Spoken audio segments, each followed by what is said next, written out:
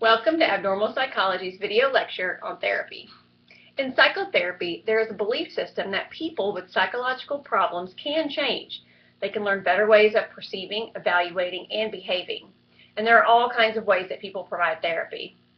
People seek therapy, however, for a variety of problems. They can have stressful life circumstances like a divorce or unemployment, long-standing problems such as issues with attachment or intimacy, and there are those who become encouraged by others, such as family members, friends, doctors, court systems, and then those who just want to seek personal growth.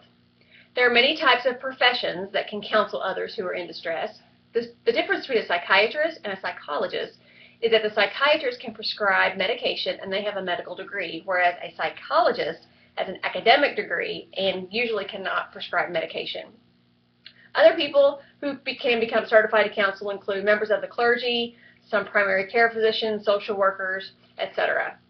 Regardless of the type of mental health professional, the most important thing that we see in therapy is the relationship between the client and the counselor. And this is a working alliance where both work collaboratively on a goal, they agree on that goal, and then they create a strong bond. Success in therapy can be defined in several ways. It can be the therapist's impression that change has actually occurred. The client reports that change has occurred. You can get reports from family, friends, other parties, and you could compare pre- and post-assessment tests. Or you could actually see visible change. But therapy can be harmful, even though we might not think of that. Sometimes it hurts to change. We may learn things about ourselves that we don't like. We may learn things about other people that we don't like. We may realize that we're not the kind of person we once thought we were.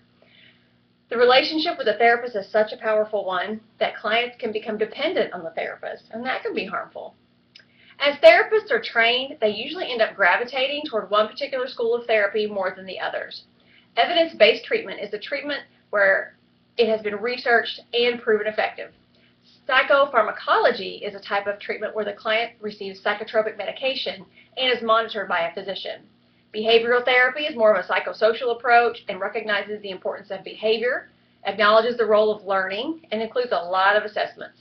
Exposure therapy confronts clients with a fear-producing stimulus in a therapeutic manner.